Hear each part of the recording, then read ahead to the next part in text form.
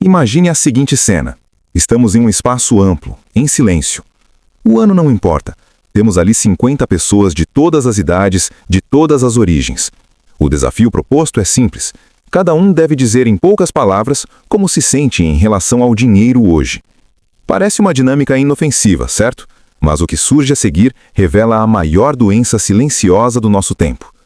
Quando a primeira pessoa fala, você sente a tensão. Quando a última termina, a conclusão é um soco no estômago. Todos, sem exceção, vivem com medo. Vemos o senhor de 60 anos que trabalhou a vida toda e guardou o que pôde, mas tem pavor da inflação ou de uma mudança nas regras do jogo que levem embora o que ele levou décadas para construir.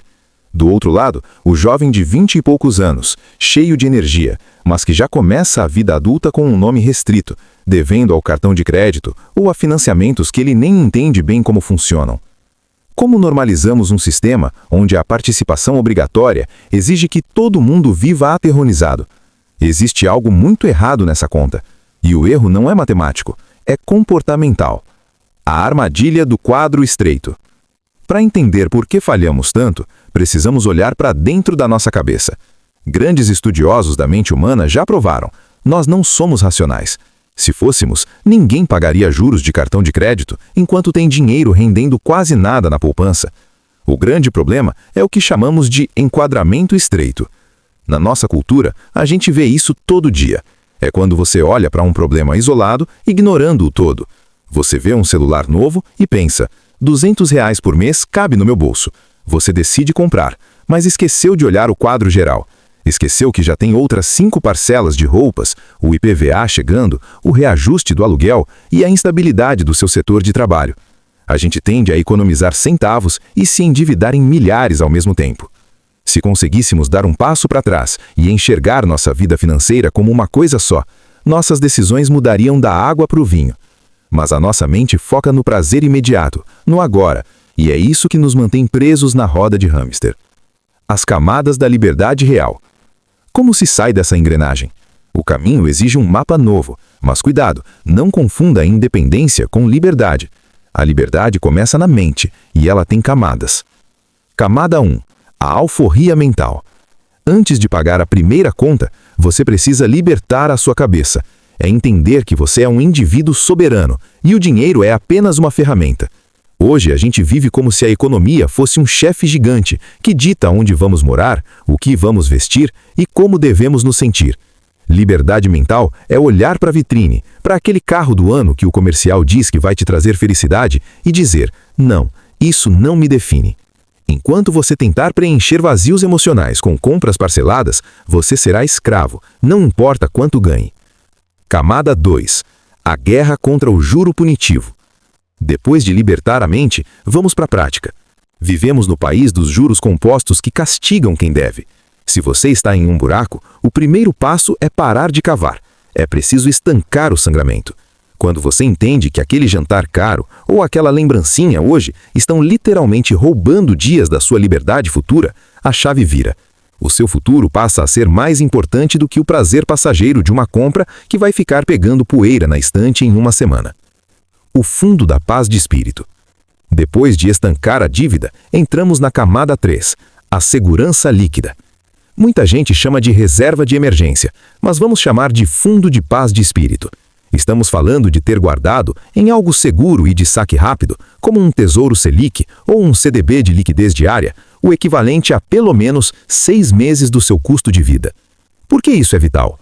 Porque vivemos na era da incerteza. Até quem tem um bom emprego pode ser pego em uma reestruturação amanhã. Sem essa reserva, qualquer imprevisto, um problema de saúde, um cano estourado ou o carro que parou, te joga de volta para o desespero e para a dívida. Sair da zona de perigo é a sua prioridade absoluta. Só depois disso, na camada 4, é que o dinheiro começa a trabalhar por você. É aqui que você começa a investir o excedente para gerar renda passiva.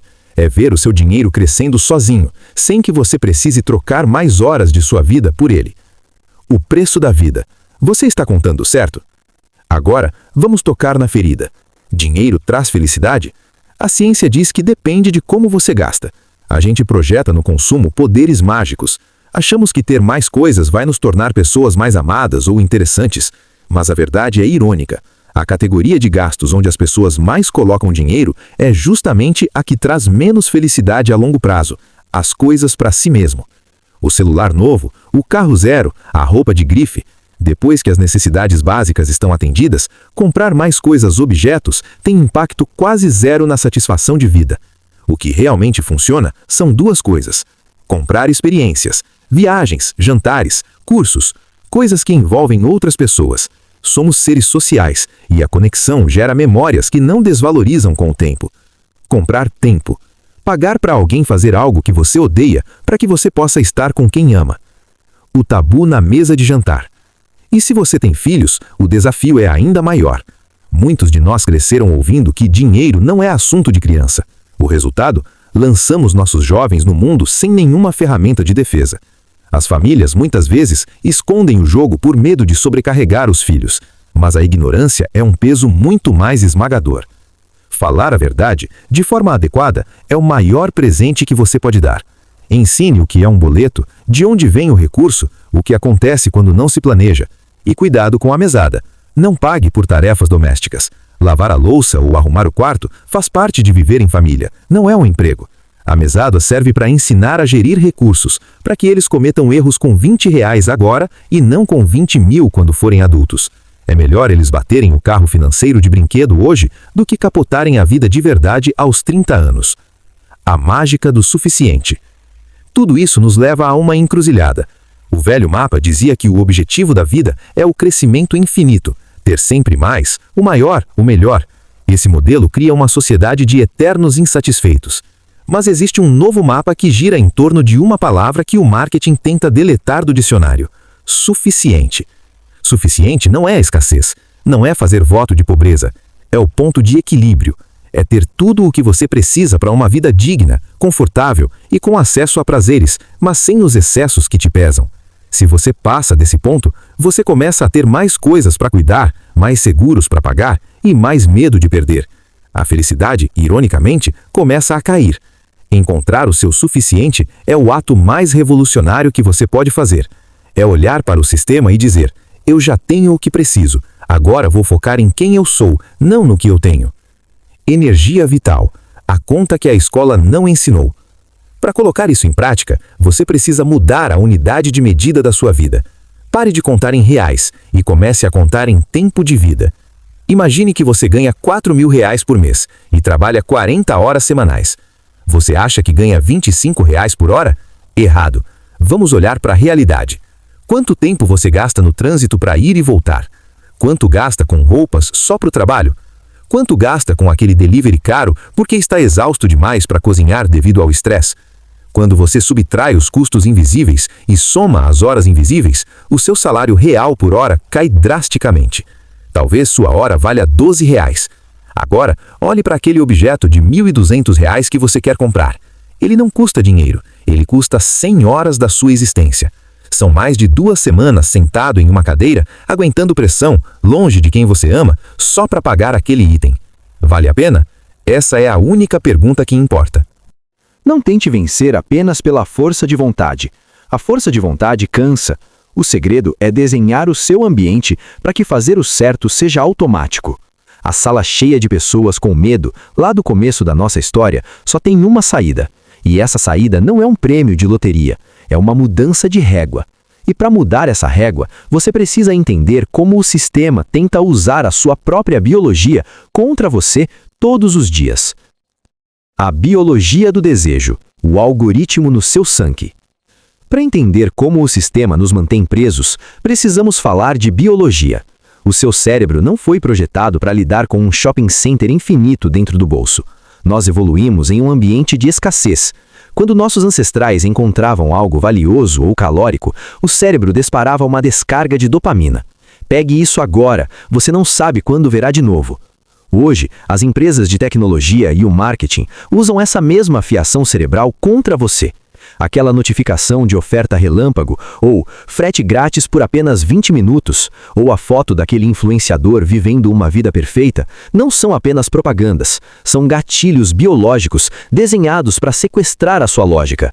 Eles criam uma sensação de urgência artificial. Você sente que se não comprar aquele item agora, estará perdendo uma oportunidade única de ser feliz ou de pertencer ao grupo. Mas a dopamina é a molécula da antecipação, não do prazer real. Ela te dá o pico de euforia na hora de clicar em confirmar pagamento, mas esse sentimento desaparece assim que o pacote chega. O que sobra é a fatura e um vazio que o sistema já está pronto para preencher com o próximo anúncio. A arquitetura da ostentação, o peso do olhar alheio.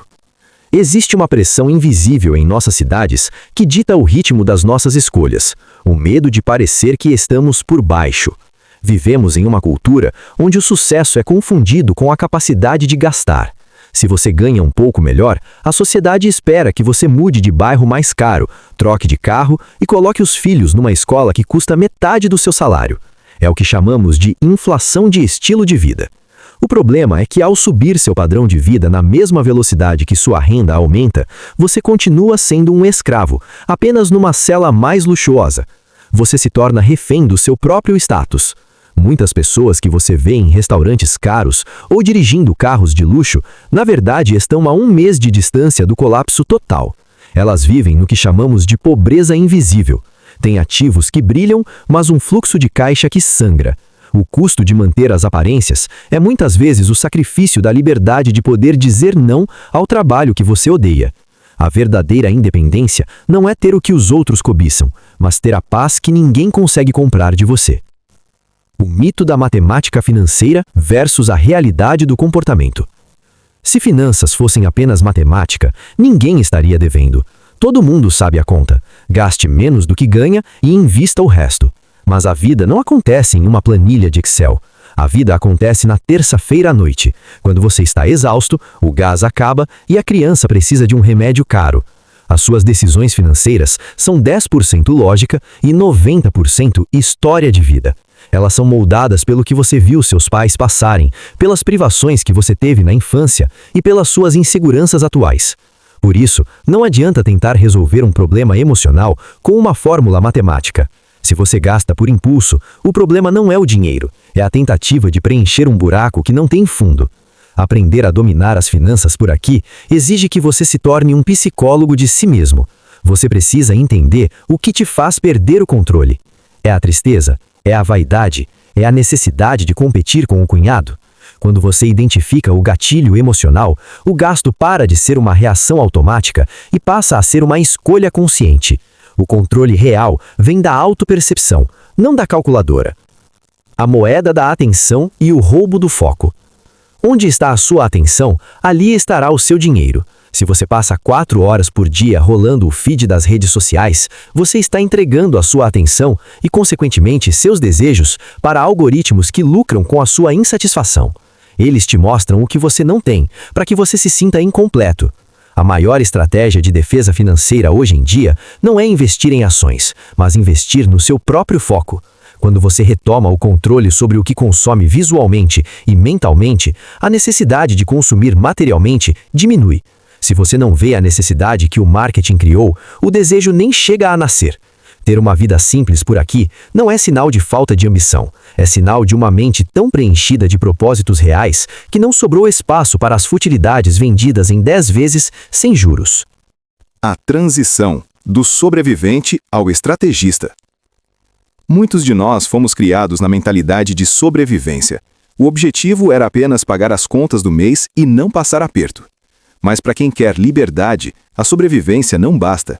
Você precisa mudar a chave para a mentalidade de estrategista. O estrategista não olha apenas para o saldo de hoje, ele olha para o fluxo de décadas. Ele entende que cada decisão de consumo é, na verdade, uma decisão de investimento. Quando você decide não comprar algo desnecessário, você não está economizando, você está comprando sua liberdade de volta. Você está investindo no seu eu de daqui a 10 anos. Isso exige uma visão que vai além do horizonte imediato que a nossa realidade econômica nos impõe. É difícil planejar para daqui a 5 anos, quando a inflação e a incerteza política batem à porta todos os dias. Mas é justamente por causa dessa incerteza que o seu plano precisa ser mais sólido. Quem não tem estratégia em um mar agitado é levado pelas ondas. Quem tem um mapa e uma bússola consegue usar o próprio vento da crise para chegar ao seu destino. O valor do não em uma cultura de sim. A gente tem uma dificuldade enorme em dizer não. Não para o vendedor persistente, não para o amigo que convida para uma festa cara, não para o filho que quer o brinquedo da moda. A gente sente que o não é uma falta, uma agressão ou um sinal de fraqueza. Mas, na verdade, o não financeiro é o sim mais poderoso que existe. É o sim para a sua reserva de paz, o sim para a sua aposentadoria digna, o sim para uma vida sem a corda no pescoço. Aprender a dizer, isso não cabe na minha vida agora, é um ato de soberania. Quando você para de se importar com o julgamento alheio sobre o seu estilo de vida, você se torna perigoso para o sistema. Você se torna alguém que não pode ser manipulado pelo medo de ficar de fora. A logística do cotidiano, onde o dinheiro vaza sem fazer barulho.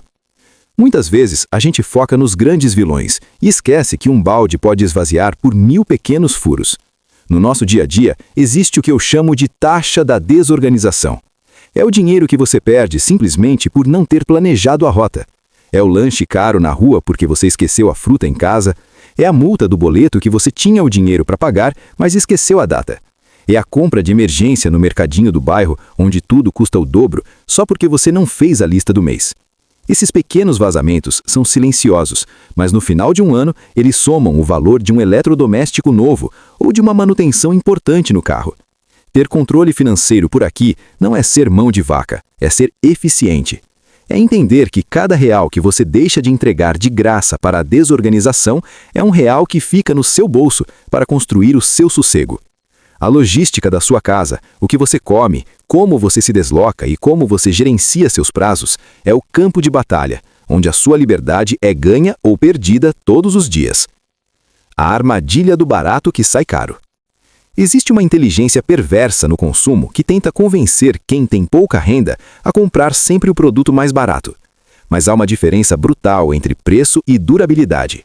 Quando você compra um sapato de má qualidade porque ele custa metade do preço, mas ele estraga em 3 meses, você está pagando uma taxa de pobreza. No final do ano, você gastou mais do que se tivesse investido em um produto de qualidade que duraria 3 anos. Aprender a investir no que dura é uma estratégia de defesa patrimonial. Isso vale para a ferramenta de trabalho, para o eletrodoméstico e até para as roupas. Ter menos coisas, mas coisas que funcionam e duram, libera espaço mental e financeiro. O consumo consciente exige que você pare de olhar apenas para o desembolso imediato e comece a olhar para o custo por uso. Se você usa algo todos os dias, o valor real dele está na sua resistência, não no desconto da etiqueta. O dinheiro como ferramenta de resgate. Precisamos mudar a visão de que o dinheiro é algo sujo ou apenas um meio para comprar objetos. O dinheiro, na verdade, é uma ferramenta de resgate. Ele resgata a sua saúde, quando você pode pagar um tratamento melhor. Resgata seu tempo, quando você pode pagar por um transporte mais rápido ou morar mais próximo do trabalho. E resgata sua dignidade, quando você não precisa aceitar humilhações por medo de passar fome. Quando você começa a poupar, você não está apenas acumulando números, você está acumulando dias de liberdade. Cada R$1.000 que você tem guardado representa um período de tempo em que você é o único dono das suas decisões. Esse é o conceito de soberania financeira. Não é sobre ser milionário, é sobre não ser refém. É saber que, se tudo der errado amanhã, você tem o fôlego necessário para se reerguer sem desespero. Essa paz de espírito não tem preço, mas tem um custo: a disciplina de hoje. Depois de percorrermos todo esse mapa, desde a biologia do desejo até as engrenagens da economia doméstica, chegamos à verdade final. A sua vida não é um ensaio. O tempo que você gasta trabalhando para pagar por escolhas impensadas é um tempo que nunca mais vai voltar. A conta que realmente importa no final da jornada não é o saldo que ficou na conta bancária, mas o saldo de vida que você conseguiu desfrutar. O dinheiro é um excelente escravo, mas um mestre cruel. Se você deixar que ele dite seus valores, você nunca terá o suficiente. Mas se você tratá-lo como a ferramenta que ele é, o horizonte se expande. A transformação financeira não acontece quando você ganha mais, mas quando você decide que o seu futuro vale mais do que a sua vontade passageira de consumo. A liberdade é um exercício diário de consciência. Começa no mercado, passa pelo controle dos boletos e termina na sua capacidade de deitar a cabeça no travesseiro e saber que você é o senhor do seu destino. O roteiro da sua nova história já começou a ser escrito no momento em que você decidiu entender essas regras. Agora, a teoria acaba e a vida real exige movimento. Não tente mudar tudo de uma vez. Mude a próxima decisão. O tempo está a seu favor a partir do momento em que você decide parar de lutar contra ele. Sua caminhada rumo à autonomia financeira é um ato de coragem e resistência. Que tal começarmos hoje revisando aquele gasto recorrente que você sabe que não faz sentido? Seria um prazer te ajudar a estruturar esse próximo passo prático. Valeu e até o próximo nível!